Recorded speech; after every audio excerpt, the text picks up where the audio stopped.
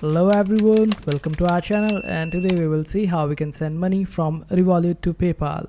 So to be straightforward, there is no direct way to send money from Revolut to PayPal, but there is a workaround, and for that we need to send money from our Revolut account to our local bank account, then from our local bank account to PayPal. And this is how it will work. So in order to send money from our Revolut account to local bank account, we need to click on the option of transfer on the bottom side, and after that you need to click on this option of plus on the top, and then click on this option of bank recipient. After that, provide the information of your bank account and all the other details, and this way you will be able to send money from your Revolut account to your bank account.